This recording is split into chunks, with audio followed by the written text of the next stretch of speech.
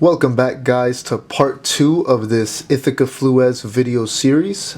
In my last video, I went over the price of my Ithaca Flues and the reasons why it is priced that way. Again, this is the 1922 model year. I also explained the most important fact you need to know about this gun, and that is that it cannot shoot modern ammunition since it was made before 1926. In order to safely shoot this gun, you need the right kind of ammo. So that's exactly what I'm going to be talking about in this video. So, even though the 12 gauge Ithaca Flues is chambered for 2 3/4, the best ammo that will perform safely and pattern best are 2.5-inch low pressure loads. I'll say that one more time because it's really important. Even though the 12 gauge Ithaca Flues is chambered for 2 3/4, the best ammo that will perform safely and pattern best are 2.5-inch low pressure loads. This was recommended to me by multiple people who are way more experienced in this field than I am. And in speaking to other Ithaca Flues owners, they have attested to this.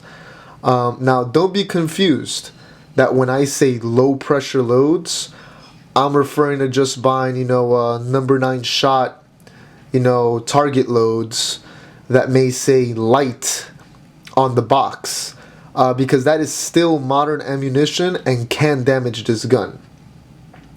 So, if it is off-the-shelf ammo that you're picking up, from Dick's Sporting Goods or Walmart, don't shoot it out of this gun. Believe me, you probably are going to regret it.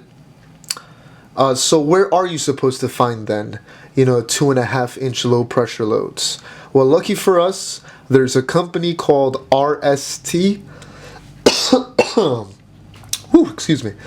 There's a company called RST that specializes in making low pressure loads for older and vintage shotguns that can't handle modern ammunition like the Ithaca Flues. RST is the premier company in making this specialty ammo, and I posted a link to their site in the description for those that are interested. There is another company I must mention called Polywad that also makes these low pressure loads. But I was just drawn to RST more. But if you want to look into Polywad, I also posted a link to their site in the description. Now, I will be upfront about this. I have not shot this shotgun yet. So I'm just going to reiterate what I found in my research, reading and speaking to people about these RST loads. So everyone who shoots them really seems to love it. Now, you're probably thinking to yourself, though, how am I going to hunt or shoot clays with low pressure loads? You've got to have just every foot per second possible if you're going to want to down a bird or burst a clay. Based again on what I found out, people who hunt with these RST low pressure loads have no complaints about feeling any disadvantage in the field or, at shooting clays for that matter.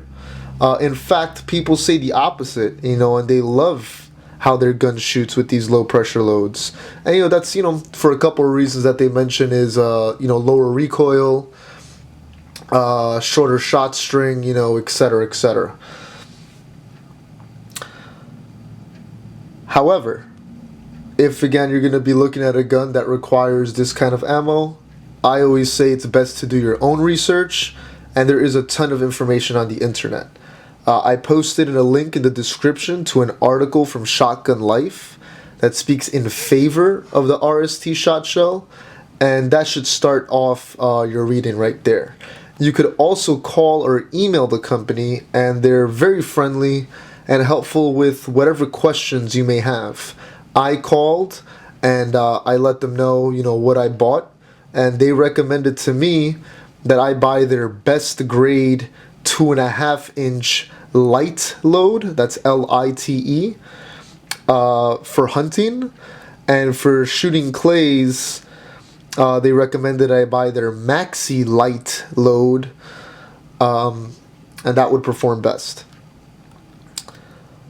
I am going to put this out there, though, that seeing how this is specialty ammo, it is more expensive than just picking up, a regular old box of Winchesters or Remingtons. These two particular shells, the Light and the Maxi Light, are $10.50 a box. So it is a couple of dollars more. But I would rather pay a little more for ammo rather than ruining the gun. This could, however, be another deciding factor in whether you're going to purchase the Ithaca Flues or not, because now you have to take into account two things. The first is the convenience factor. You may or may not be able to pick these up at your local gun shop or sporting goods store, and that really depends if they carry it or not. The second you're going to have to factor in now is price.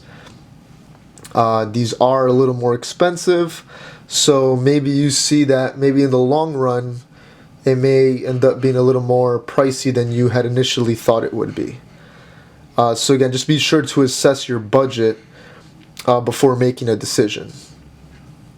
And in that case, might as well just see, if you have a dealer near you that carries these RST shells. Otherwise, if not, you'll just have to order online from the company, which really isn't too big of a deal. If you live somewhere that allows you to order ammo online and have it shipped to your home, then, I would fully take advantage of that, because then you don't even have to leave and you get your, ammo sent right to you. If not, if you live somewhere that requires you to go through an FFL dealer, that could be a little bit of a pain in the ass. And, I guess it also does add to the cost of ammo. Around me, it costs $10 per FFL transfer on ammunition. So take that into account as well. Like I mentioned before, I haven't shot this gun yet. I've just been really bogged down with work and everything else, just life. It just happens to get in the way. Also, I still do have to order the ammo and go through an FFL, which does kind of suck. But honestly, I don't really mind that much. It's just a matter of getting to it. So it may be a little while before I actually get a chance to shoot the gun, but there really is no rush for me.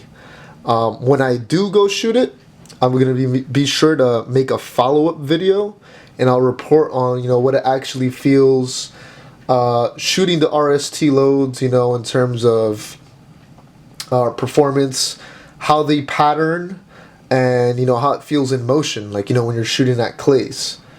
Okay, so that wraps up this video. Stay tuned for part 3 of this series, in which I'm then going to go over the specs of this gun and another few key things to keep in mind when owning a side-by-side shotgun. Alright, thank you for watching a little bit of everything.